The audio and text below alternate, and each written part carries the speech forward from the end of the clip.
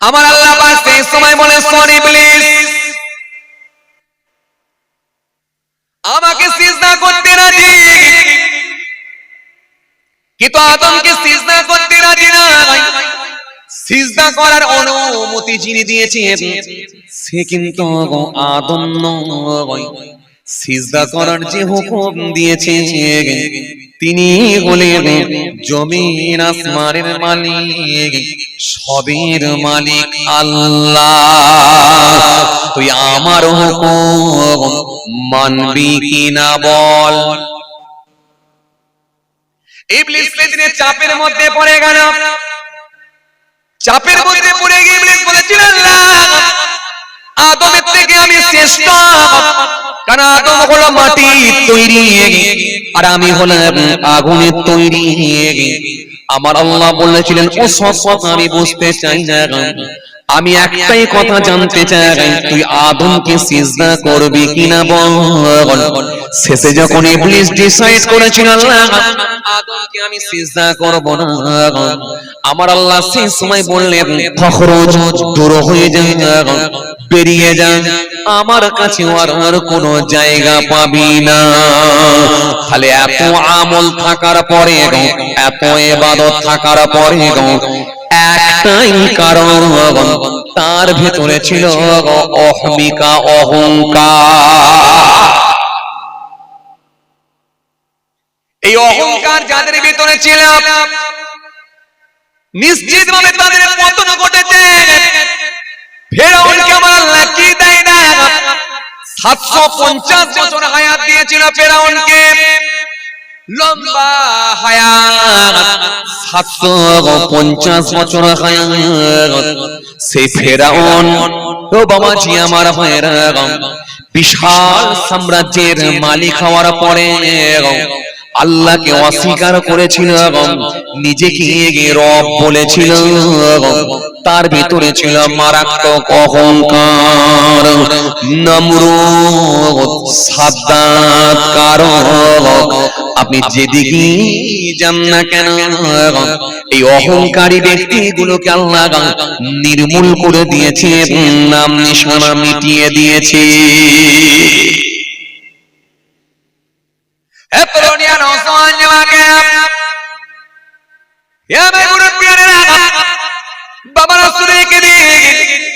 ফেরাউনের ভেতরে অনেক পাপ ছিল, তার মধ্যে সবথেকে বড় পাপ হলো নিজেকে রব বলে দাবি করেছিল। এটা হলো সবথেকে বড় পাপ। সে শিরক করাতে বাধ্য করত। সে পুত্র সন্তান হলে হত্যা করে দিত, কতল করে দিত।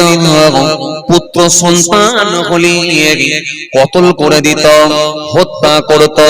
সে নিজের ছবিতে সিজদা করতে বাধ্য করত। তার ভেতরে অনেক পাপ ছিল। তার মধ্যে বড় পাপ হলো সে নিজেকে রব বলে দাবি করেছিল, খোদা বলে দাবি করেছিল। তার মধ্যে ছিল অহংকার, তার মধ্যে ছিল দাম্ভিকতা, তার মধ্যে ছিল অহংকার। এই অহংকার এটাই হলো পতনের কারণ। আজ পৃথিবীর দিকে যদি তাকিয়ে দেখেন, বর্তমানে অনেক অহংকারী ব্যক্তি আছে যারা নিজেদেরকে সুপারম্যান বলে মনে করে। সুপার পাওয়ার যাদেরকে নিজের কাছে সুপার পাওয়ার বলে মনে করে, ও বাবাজি আমার ভাইরা, বাবাজি আমার বাপেরা, আপনি অবাক হয়ে যাবেন। ক্ষমতার অপব্যবহার চালায় গোটা দেশ জুড়ে, গোটা পৃথিবী জুড়ে যারা রাজ ক্ষমতাকে কাজে লাগিয়ে দুর্বল ব্যক্তির ওপরে সবল ব্যক্তিরা আক্রমণ চালায়, সবল ব্যক্তিরা প্রহার করে।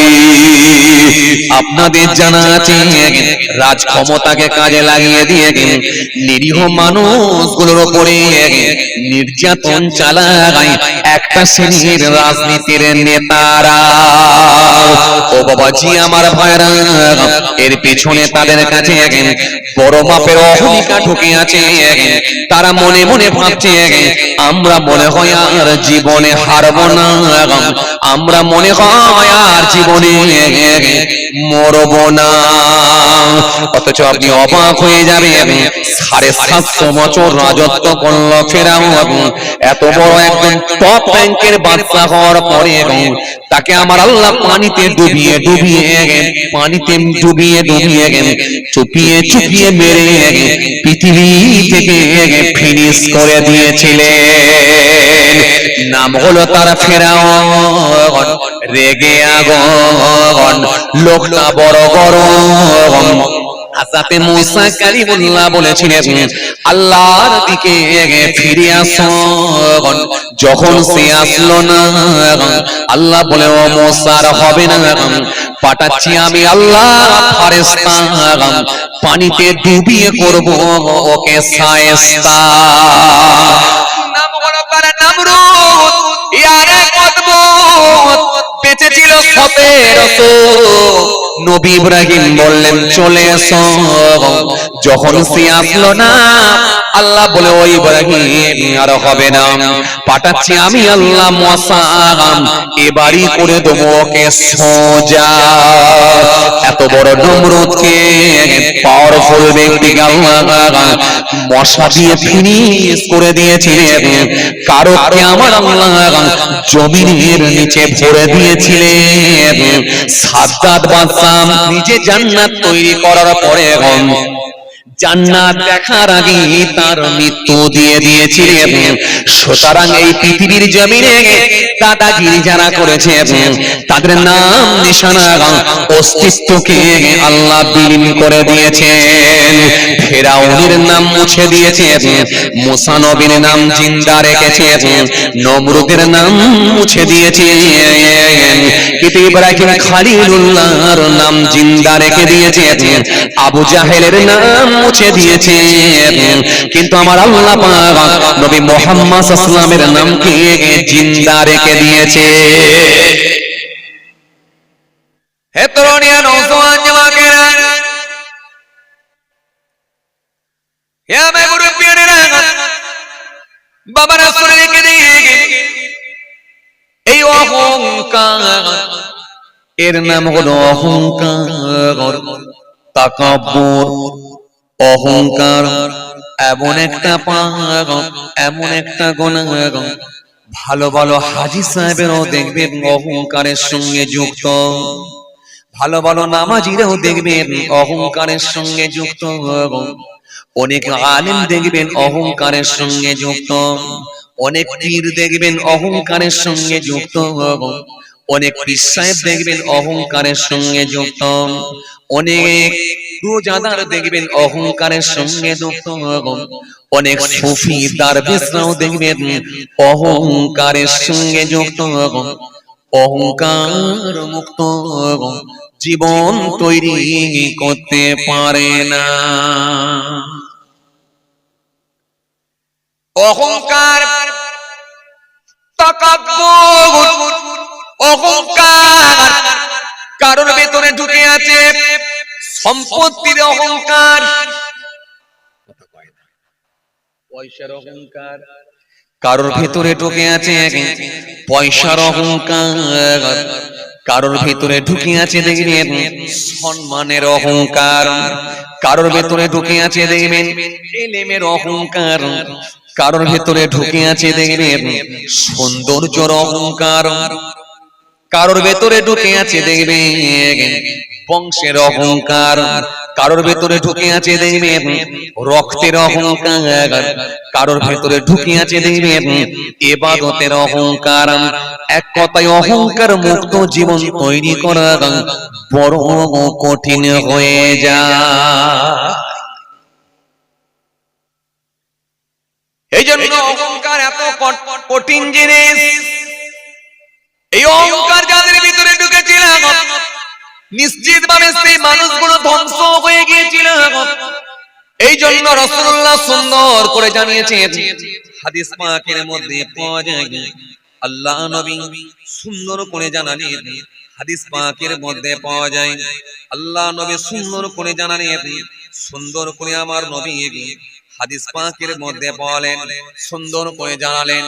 ইবনে মাসউদ থেকে বর্ণিত হাদিস, আল্লাহ নবী সুন্দর করে জানালেন, লা ইয়াদখুলুল জান্নাতা মান কানা ফি কলবিহি মিসকালু যাররাতিন মিন কিবার। আল্লাহ নবী সুন্দর করে বললেন, কারোর ভেতরে যদি সামান্য পরিমাণ, বিন্দু পরিমাণ অহংকার থাকে, আমি রাসূলুল্লাহ বলছি সে মানুষটা জান্নাতে যাবে না। কিসের আপনি আলেম হলেন, কিসের আপনি মৌলানা সাহেব হয়েছেন, কিসের আপনি হুজুর সাহেব হয়েছেন, কিসের আপনি হাজী সাহেব হয়েছেন, কিসের আপনি সুফি সাহেব হয়েছেন, কিসের আপনি পীর সাহেব হয়েছেন, যে অহংকার থেকে এখনো পর্যন্ত নিজেকে বাঁচাতে পারলেন না, অহংকার মুক্ত জীবন তৈরি করতে পারলেন না।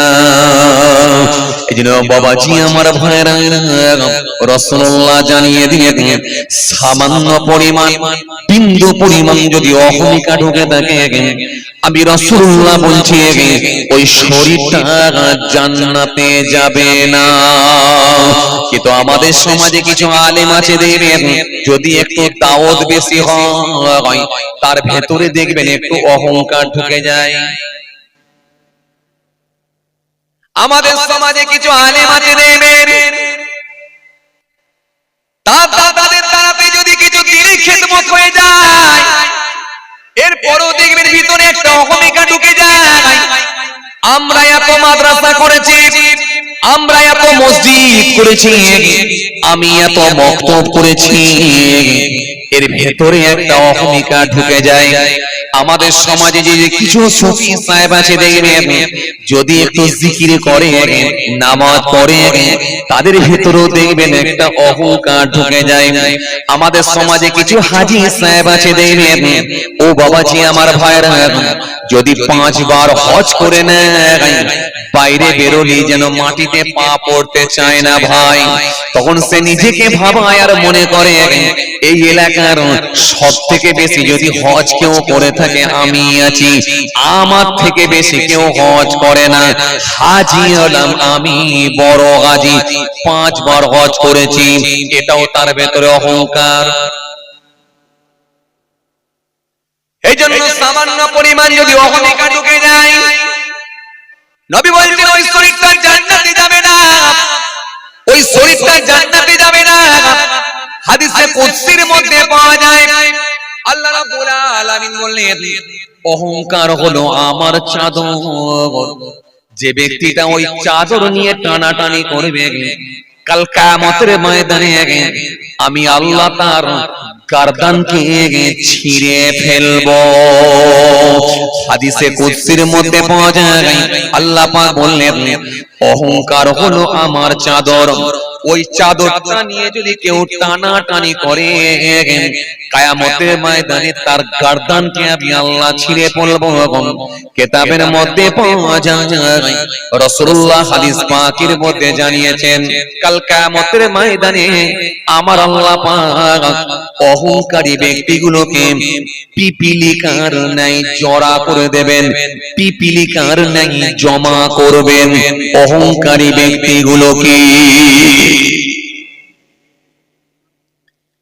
অহংকার কত খতরনাক একটা গোনা, বুঝতে পারছেন বাপ?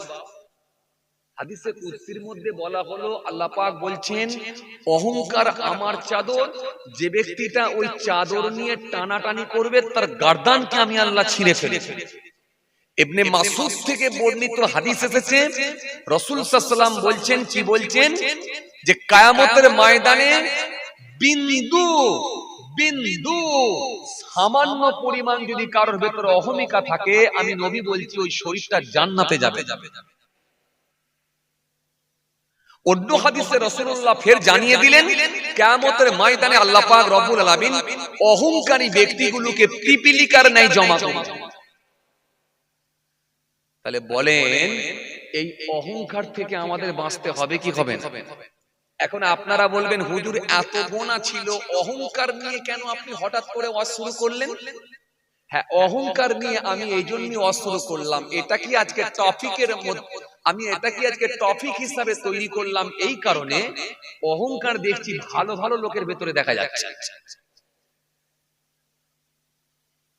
কথা বলে না।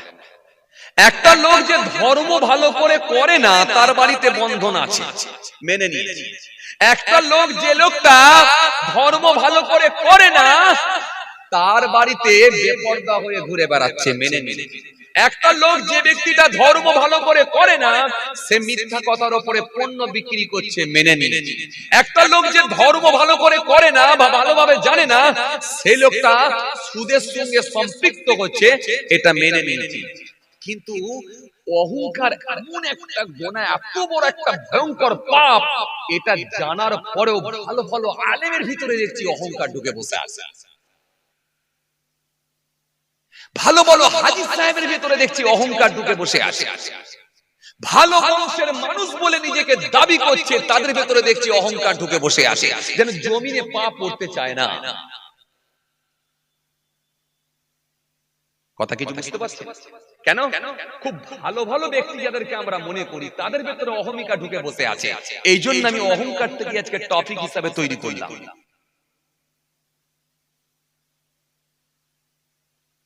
বলবেন হুজুর অহংকার থেকে কি বাঁচার কোনো রাস্তা নাই? আমি কিতাবের মধ্যে পেয়েছি 10খানা পয়েন্ট পেয়েছি, 10টা টিপস আমি পেয়েছি। এই 10টা টিপস যদি কেউ কাজে লাগাতে পারে, ইনশাআল্লাহ দৃঢ় বিশ্বাস সেই ব্যক্তিটা হয়তো অহংকার থেকে বাঁচতে পারে ইনশাআল্লাহ। আর অহংকার থেকে যদি বাঁচতে না পারো, তোমার আমল, তোমার ইলম, তুমি ভালো বংশের মানুষ, তোমার দান সবকে আল্লাহ ধ্বংস করে দিতে পারে যদি বিন্দু পরিমাণ তোমার ভেতরে অহমিকা ঢুকে যায়। কথা কিছু বুঝতে পারছেন কি বলছি? ও ভালো করে শোনেন, ও ভালো করে শোনেন। অহংকার এত খতরনাক জিনিস, মানুষের আমলকে নষ্ট করে দিতে পারে। কিয়ামতের ময়দানে আল্লাহ পাকের দরবারে গ্রেফতার হবে বিন্দু পরিমাণ যদি অহমিকা ঢুকে থাকে। ইবলিস শয়তান যেভাবে আমল করেছিল, এই ইবলিসের ধারে কাছে কেউ পৌঁছাতে পারবে কিনা সেটা আমি জানি না, আল্লাহু আলাম, আল্লাহই ভালো জানে। সারা পৃথিবীতে এমন কোন জায়গা নাই যেখানে ইবলিসের সিজদা নাই।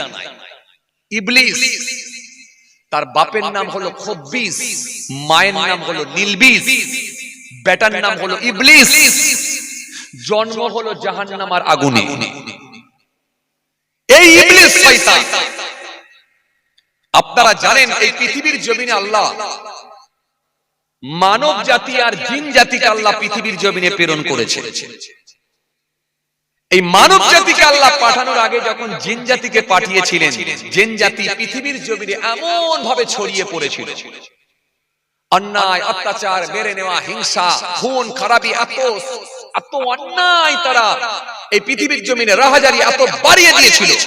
আল্লাহ নারাজ হয়ে গিয়ে ফেরেশতাদেরকে পৃথিবীর জমিনে প্রেরণ করেছিলেন।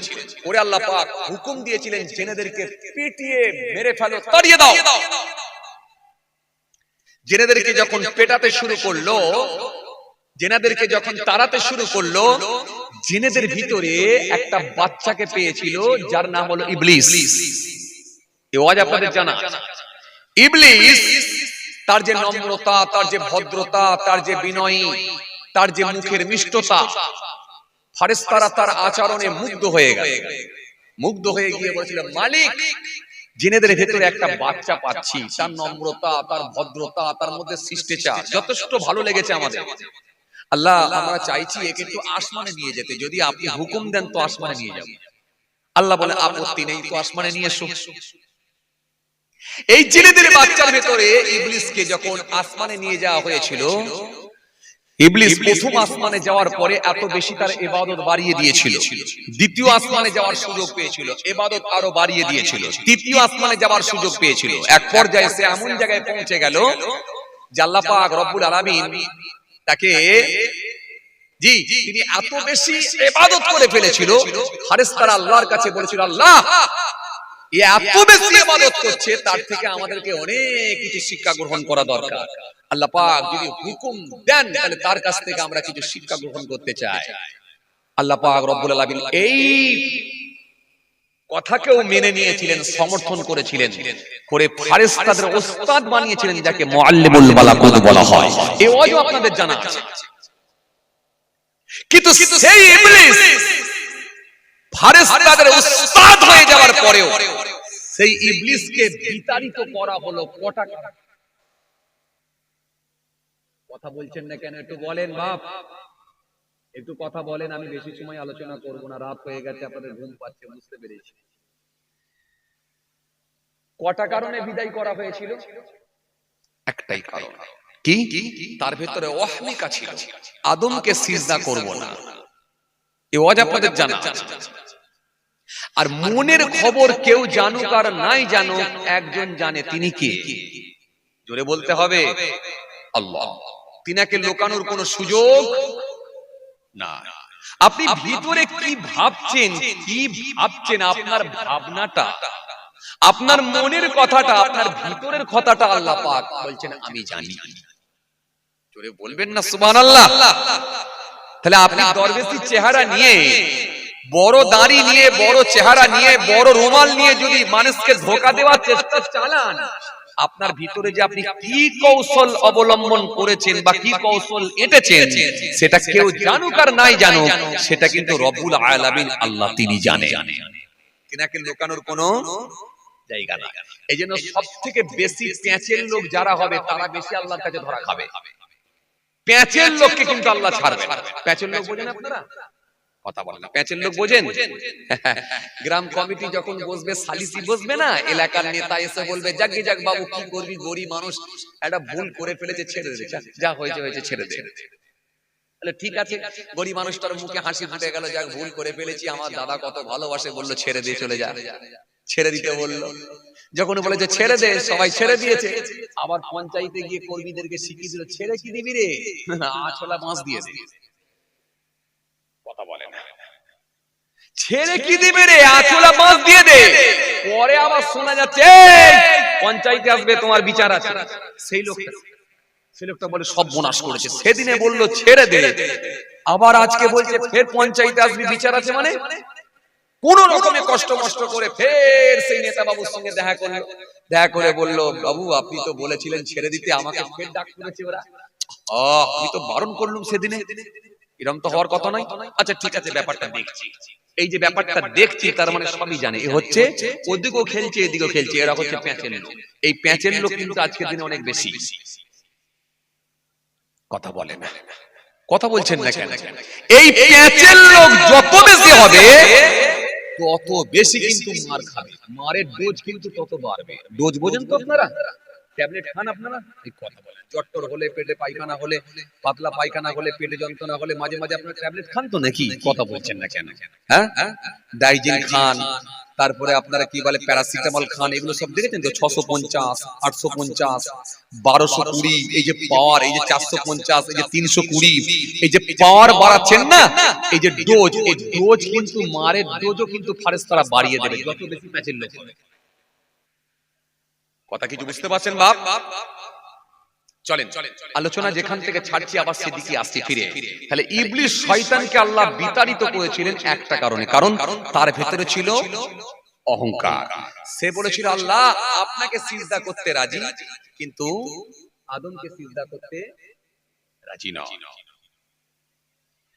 उनका दर चूमने का सिला मिल गया, उनका दर चूमने का सिला मिल गया, सरोताया तो मुझको खुदा मिल गया, आसियों का बरा मर्तबा मिल गया, हसरे में दामने मुस्तफा मिल गया।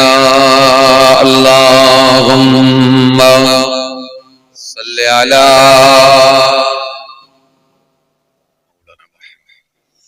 একটু মহব্বতে পড়েন ওয়া আলা আলি।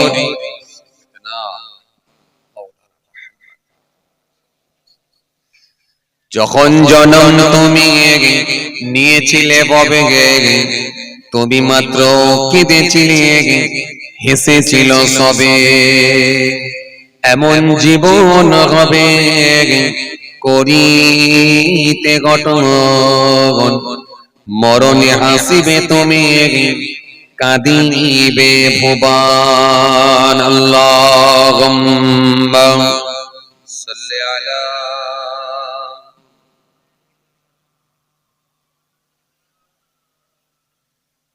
মোহাব্বতে পড়েন ওয়া আলা আলি।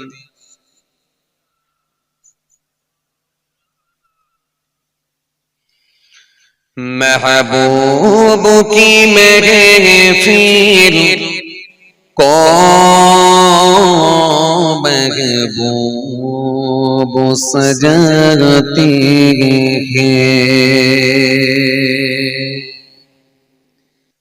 महबूब की महफिल को महबूब सजाती है अल्लाहुम्मा सल्ली अला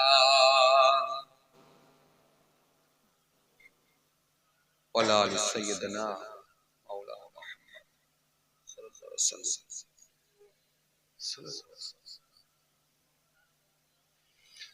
महबूब की महफिल को महबूब सजाते हैं आते हैं वही जिनको सरकार बुलाते हैं महबूब की महफिल को महबूब सजाते हैं अल्लाहुम्मा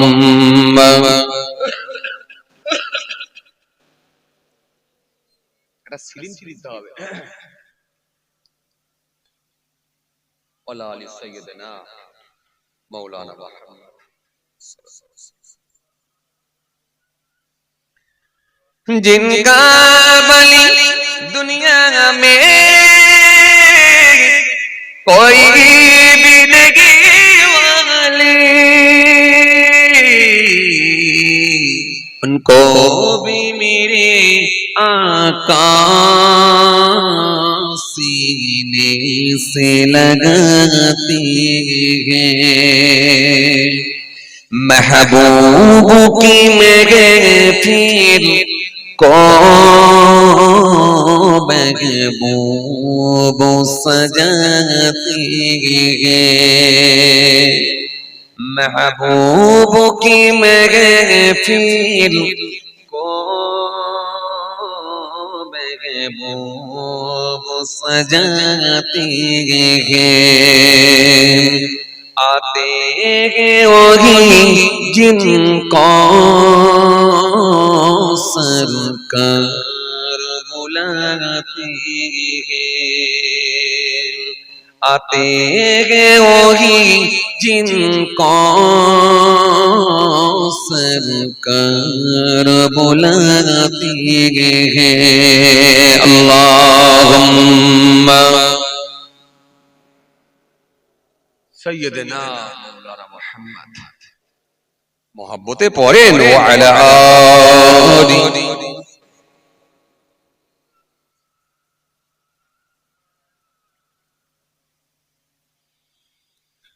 وقال الله تعالى في كلامه المجيد والفرقان الحميد ولقد أهلكنا القرون من قبلكم لما ظلموا وجاءتهم رسول رسولهم بالبينات وما كانوا ليؤمنوا كذلك نجزي القوم المجرمين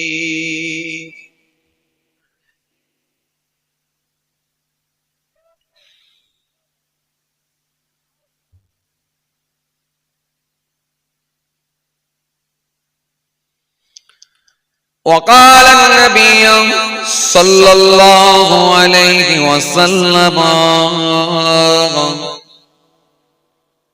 حق المسلم على المسلم خمس: رد السلام، وإعادة المريض، واتباع الجنائز، وإذابة الدعوات، وتثميت العاطف، إلى آخر الحديث أو كما قال.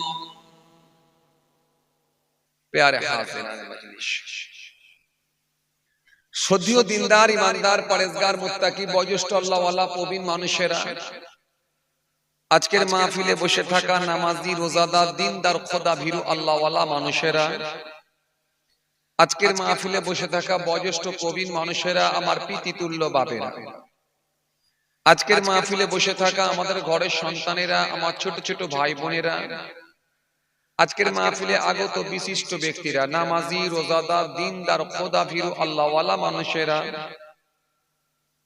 আজকের মাহফিলে বসে থাকা দূর দূরান্ত থেকে আগত মেহমানগণেরা আজকের মাহফিলে বসে থাকা জ্ঞানী গুণী মানুষ শিক্ষিত মানুষ বুদ্ধিজীবী মানুষ সোশ্যাল মানুষ কাজের মানুষেরা আজকের মাহফিলে আগত সম্মানীয় ব্যক্তিরা হাফিজে কোরআন ওলামায়ে কেরাম হুফাজে কিরাম আল্লাহ পাকের হাজী বান্দাগণেরা খাস করে এই মহল্লার ইমাম আমাদের সকলের কাছে সম্মানীয় ব্যক্তি শ্রদ্ধার পাত্র আমাদের সকলের কাছে অত্যন্ত প্রিয় মানুষ আমাদের সম্মানীয় ইমাম সাহেব ভাইজান সকলকে আমি আমার অন্তঃস্থল থেকে অনেক অনেক সালাম শুভেচ্ছা ভালোবাসা জানিয়ে খুব অল্প সময় সংক্ষিপ্ত কিছু বয়ান করে আপনাদের খেদমত থেকে বিদায় সেই সাথে সাথে আরো জানাই যারা আরিহুলুকে নাই আল্লাহর জামিন ছেড়ে বিদায় নিয়েছেন নশ্বর ধাম ত্যাগ করেছেন আমাদের থেকে যারা পৃথক হয়ে গেছেন কি গ্রাম এটা এই বয়রাগাছি গ্রামের কবরস্থানে ৩.৫ হাত জায়গা অধিকার করে অপেক্ষায় রত ইন্তজার করছেন ওয়েট করছেন সে কিয়ামতের দিনের জন্য জানাই তাদেরকে আমি আমার অন্তঃস্থল থেকে সালাম এবং মোবারক আল্লাহ পাকের রহমত প্রত্যেক ঈমানদারের উপর হোক আমরা জোরে বলি আল্লাহুম্মা আমিন মাশাআল্লাহ আলহামদুলিল্লাহ বেশ কিছু মানুষ আপনারা এক জায়গায় জমায়েত হয়েছে রাত অনেকটাই গড়িয়ে গেছে এরপরও এতগুলো মানুষ অনেক বয়স্ক প্রবীণ মানুষেরাও এসে বসেছেন মাশাআল্লাহ নেক মানুষেরা এসে বসেছেন আলহামদুলিল্লাহ এলাকায় এরকম মাহফিলগুলো হলেই আপনারা গিয়ে বসেন মাহফিলগুলোতে অ্যাটেন্ড করেন কারণ আপনারা জান একমাত্র আল্লাহ রাসূলের মহব্বতে আউলিয়া কিরামদের মহব্বতে কোরআন হাদিসের মহব্বতে একই কথা যদি আমরা একবার দুবার তিনবার চারবার পাঁচবারও শুনি বারবার যদি রিপিট হয় তবুও যায় কোরআন হাদিসের মহব্বতে এই আন্তরিকতাই মহব্বত আমাদের মধ্যে আছে এজন্য রাসূল করিম সাল্লাল্লাহু আলাইহি ওয়াসাল্লাম বলেন মাজলিসু ফিকি খায়রুন মিন ইবাদাতি 60 সানা আল্লাহ নবী বলেন 60 বছর নফল ইবাদত করার থেকেও একটা দ্বীনি মাজলিস হলো আল্লাহর কাছে উত্তম আল্লাহর কাছে প্রিয় এজন্য মাহফিলের গুরুত্ব অনেক অনেক বাড়ানো হয়েছে রাসূলুল্লাহর একজন বিখ্যাত সাহাবী ছিলেন যার নাম হলো হযরত আবু রাজিম রাদিয়াল্লাহু তাআলা আনহু আল্লাহ নবী একবার আবু রাজিমকে বলেছিলেন বাবা আবু রাজিম আমি রাসূল তোমাকে দুটো ওসিয়ত করে যাই ইয়া রাসূলুল্লাহ হাবিবাল্লাহ হুজুর কি ওসিয়ত আল্লাহ নবী বললেন দুনিয়ার জমিনে যে জায়গাতে কোরআন হাদিসের আলোচনা হবে আল্লাহ রাসূলের আলোচনা হবে তুমি যদি জানতে পারো তোমার কানে এসে যদি পৌঁছায় আমি নবী বলছি অবশ্যই ওই মাহফিলে গিয়ে অ্যাটেন্ড করবে ওই মাহফিলে যাওয়াটা তোমার জন্য জরুরি হয়ে যাবে ইয়া রাসূলুল্লাহ ইয়া হাবিবাল্লাহ হুজুর আপনি তো দুটো কথা বলেছেন এটা তো একটা কথা আর একটা কি বলেন আল্লাহ নবী বললেন যখন তুমি একা একা থাকবে নিরালা জায়গায় থাকবে নিরিবিলি জায়গায় থাকবে তোমার জিহ্বাটাকে তোমার জিহ্বাটাকে আল্লাহ আল্লাহ নামে জিকিরে লাগাবে, মসজিদের মধ্যে চলে যাবে, মসজিদের মধ্যে গিয়ে সময়টাকে অতিবাহিত করবে। তোমার জিহ্বাটা, তোমার জিহ্বাটা আল্লাহ আল্লাহ নামে তাসবিতে লাগাবে, জিকিরে লাগাবে। যদি লাগাতে পারো, আমি রাসূল বলছি খায়রাত দুনিয়া ওয়াল আখিরাহ, দুনিয়ায় আল্লাহ শান্তি দেবেন, পরকাল আল্লাহ পাক মুক্তি দেবেন।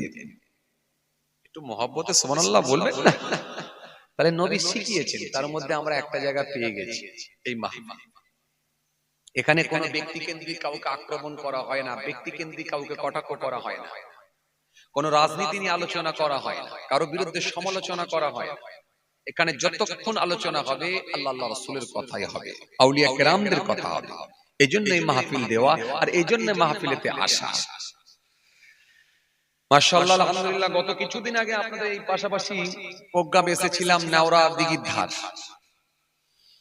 মাশাআল্লাহ, বেশ অনেক লোকজন হয়েছিল। সেখানেও আমি একটা টপিকের উপরই কিছু আলোচনা করেছিলাম। সম্ভবত হয়তো আপনাদের মনে আছে নাকি জানি না, হয়তো কিছু মানুষ ওখানেও ছিলেন, আমার মনে হচ্ছে, দেখে মনে হচ্ছে কিছু মানুষ ছিলেন ওখানে। ওখানে একটা টপিকের উপরই আলোচনা রেখেছিলাম। আলোচনার বিষয়বস্তুটা কি ছিল বলেন তো? মনে আছে আপনাদের, না ভুলে গেছেন? তারপরে তো অনেক ওয়াজ শুনেছেন আপনারা, এত ওয়াজ মনে রাখা সম্ভব? কথা ঠিকই, তবে আমাদের একটা নলেজে থাকে, মনে থাকে। ওখানে আমি যদি আপনাদের মনে করিয়ে দিই, আপনাদের মনে পড়বে। মানে আলোচনার বিষয়বস্তু ছিল ইখলাস ছাড়া কোনো আমল আল্লাহর দরবারে কবুল হবে না। মনে করে দেখেন, যারা ছিলেন এই আলোচনাই করেছিলাম, তাই না? ইখলাস ছাড়া আল্লাহর দরবারে কোনো আমল কবুল হবে না। এই আলোচনার উপরে কিছু আপনারা শ্রবণ করেছেন, এই আলোচনা ছিল ওখানে। তো যাই হোক, আজকে ভালোবেসে আপনারা নিয়ে এসেছেন, গুনাহগার এসে হাজিরা দিয়েছি আপনাদের খেদমতে, আপনাদের পীরের আওলাদ দরবারে ফুরফুরা শরীফ ছোট হুজুর পীর কেবলা রাহমাতুল্লাহ আলাইহি, হুজুরের নাতি পীরনগর হুজুর কেবলার পৌত্র, অনেকে আবার মায়াপুর পীর সাহেব বলে। মায়াপুর পীর সাহেব অনেকের কাছে পরিচিত, মায়াপুর পীর সাহেব নামে। এই মায়াপুর পীরনগর পীর সাহেব যিনি ছিলেন, হুজুর কেবলার আমি পৌত্র, ছেলের ছেলে। বাজান হুজুর কেবলা আপনাদের বসিরহাট এলাকায় খুব বেশি বেশি আসে। আজাদ সাদ সুফি আল্লামা পীর আব্দুল আজিম সাহেব বাদাজিল্লাহুল আলা, আব্বাজান হুজুর কেবলা ওয়ালিদ সাহেব আপনাদের এলাকায় একটু বেশি বেশি আসে। আলহামদুলিল্লাহ, খুব জ্ঞানী মানুষ, আপনারা জানেন।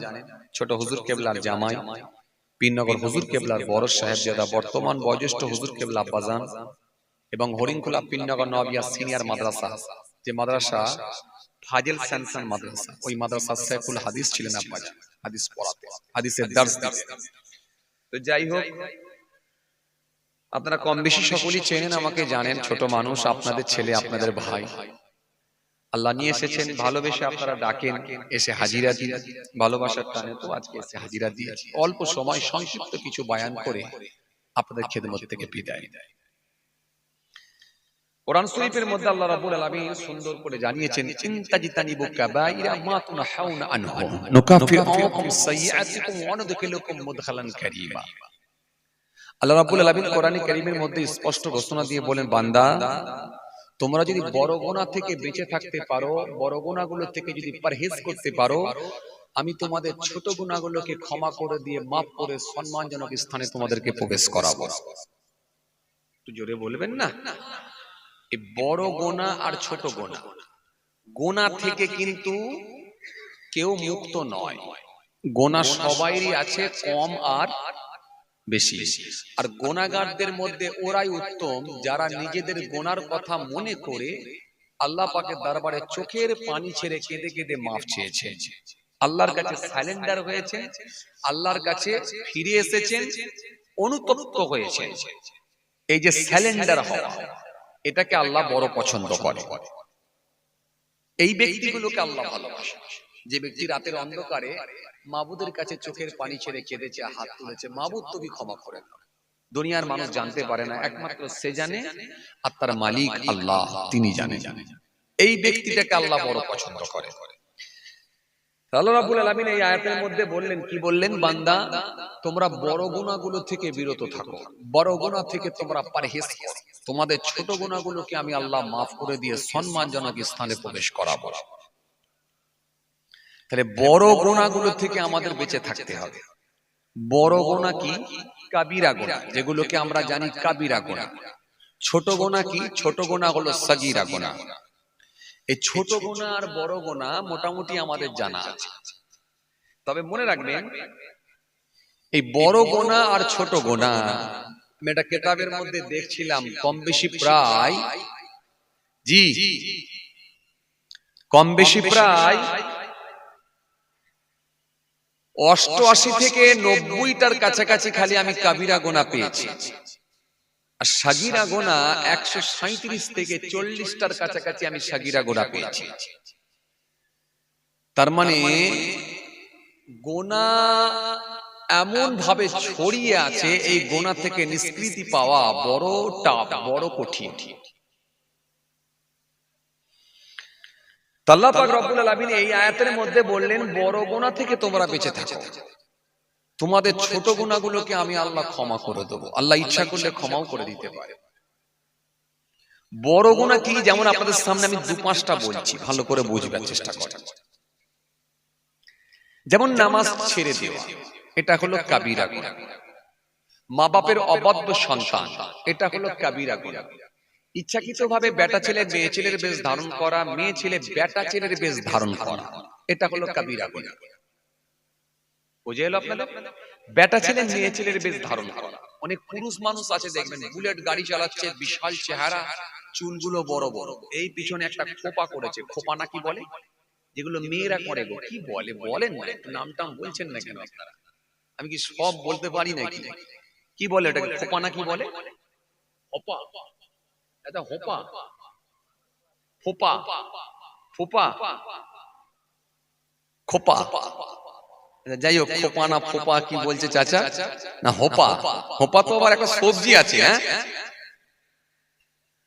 এই পেছনে যে চুলটাকে দেখেন বড় করে মুড়িয়ে এরকম করে বেঁধে হোপা টাইপের না খোপা টাইপের করে রাখে। আবার অনেক পুরুষ মানুষ আছে দেখবেন হাতেতে বালা পরে, কানেতে দেখবেন দুল পরে।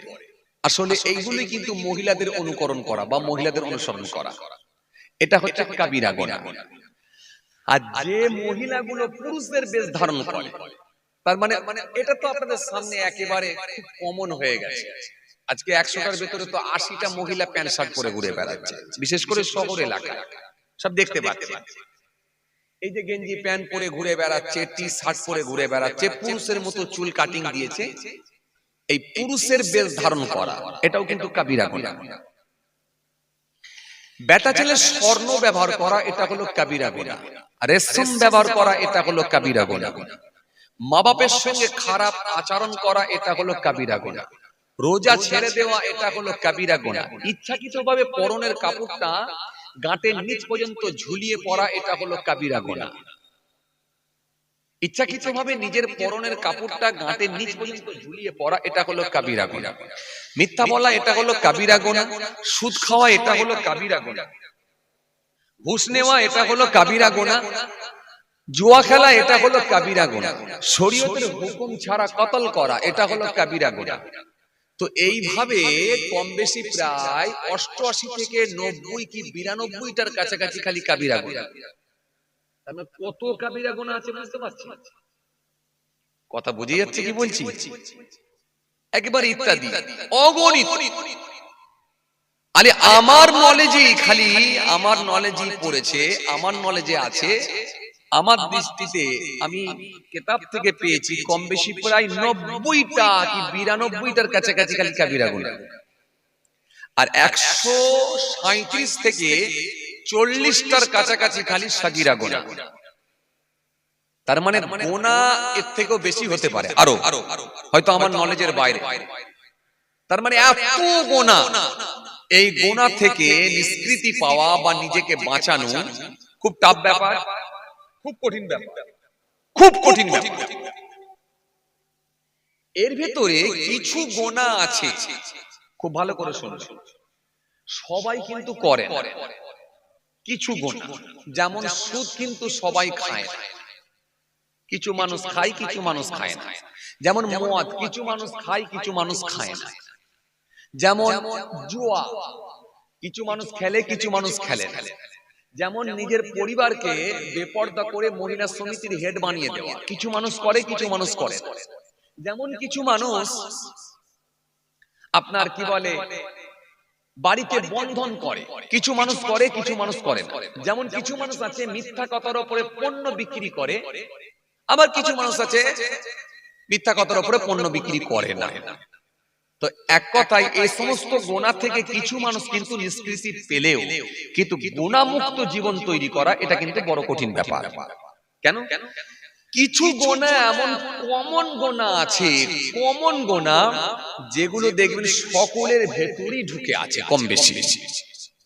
যদি বলেন তো এগুলো কি, তার ভেতরে আমার মনে হয়েছে এক নাম্বারই আনা যেতে পারে, যেটা হলো অহমিকা, অহংকার। অহংকারটা দেখবেন ভালো ভালো ব্যক্তির ভেতরে ঢুকে আছে। অনেক নামাজির ভেতরে অহংকার ঢুকে আছে, কথা বলে না, অহংকার ঢুকে আছে। ভালো ভালো আলেমের ভিতরে অহংকার ঢুকে আছে, কথা বলে না। অথচ তার বাড়িতে গিয়ে দেখেন সে তার বাড়ির পরিবারকে কিন্তু মহিলা সমিতি করায় না, বাড়ির পরিবারকে কিন্তু বেপরদা হয়ে রাখে না। অথচ তার কাছে খবর নিয়ে আপনি দেখেন সে কিন্তু মিথ্যা কথা করে পণ্য বিক্রি করে না, জুয়া খেলে না, কোনোদিন মদও খায় না। কিন্তু এই গোনা যে এত খতরনাক, এই গোনা মুক্ত জীবন তৈরি করা বড় কঠিন ব্যাপার। অথচ একটা ভালো আলেম কিন্তু তার ভেতরে একটা ইলমের অহংকার ঢুকে আছে। এটা অহংকার, এটা অনেক হাজী সাহেবের ভেতরেও পাবেন অহংকার, অনেক আলেমের ভেতরে পাবেন অহংকার, অনেক হুজুরের ভেতরে পাবেন অহংকার, অনেক পীরের ভেতরে পাবেন অহংকার, অনেক পীরজাদার ভেতরে পাবেন অহংকার, অনেক মওলানা সাহেবের ভেতরে পাবেন অহংকার। এটা কিন্তু মারাত্মক একটা বিষয়, এটা কিন্তু মারাত্মক একটা বিষয়, একটা মারাত্মক মানে সেনসিটিভ বিষয়, মানে ডেঞ্জার বিষয় যে এই অহংকার, এই অহংকার মুক্ত জীবন বা হিংসা মুক্ত জীবন তৈরি করা বড় কঠিন, বড় টাফ। তাহলে টোটাল গোনাগুলোকে যদি ভাগ করা হয়, এই সব গোনা কিন্তু সবার ভেতরে নাই, কিন্তু এমন কিছু গোনা আছে যেগুলো ভালো ভালো ব্যক্তিরাও কিন্তু ওই গোনা থেকে মুক্ত নয়। কথা কিছু বুঝছেন? ভালো ভালো ব্যক্তিরাও কিন্তু ওই গোনা মুক্ত নয়। এই তার মধ্যে একটা হলো অহমিকা, অহংকার।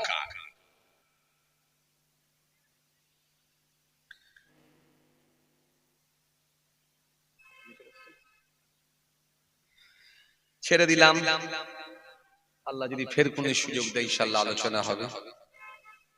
পয়সা তুলতে হবে, কলম আর মলম, বুঝতে পারছেন? কলম আর মলম, কথা বুঝছেন? তো এই মলম দিয়ে শুরু করেছিলাম আর কলম দিয়ে শেষ, কথা বুঝছেন? তো 10খানা পয়েন্ট আমি আর আজকে বললাম না। আল্লাহ যদি ফের কোন সুযোগ দেয় ইনশাআল্লাহ আলোচনা হবে। সবাই আমার জন্য দোয়া করবেন, আমি আপনাদের জন্য দোয়া করি। কই খাতা কোন?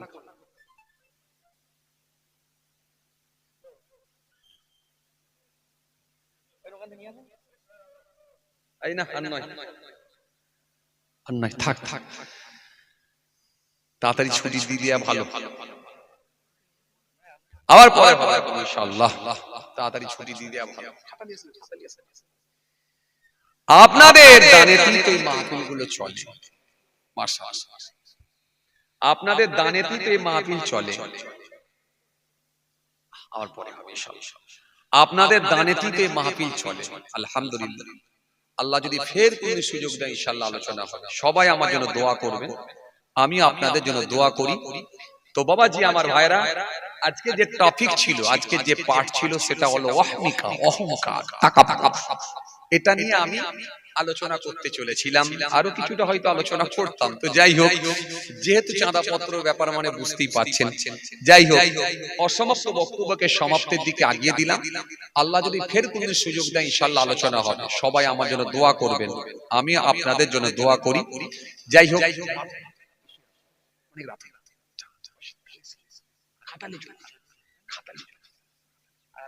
আবার পরে খাতালে চলে আসবে বাবাজি, আমার ভাইরা। যাই হোক, কালেকশন আপনাদের টাকাতেই তো চলে, আপনাদের দানেতে চলে ভাই। আবার পরে হবে, এই দেরি হয়ে যাবে, কালেকশন করতে অনেক সময় লেগে যাবে।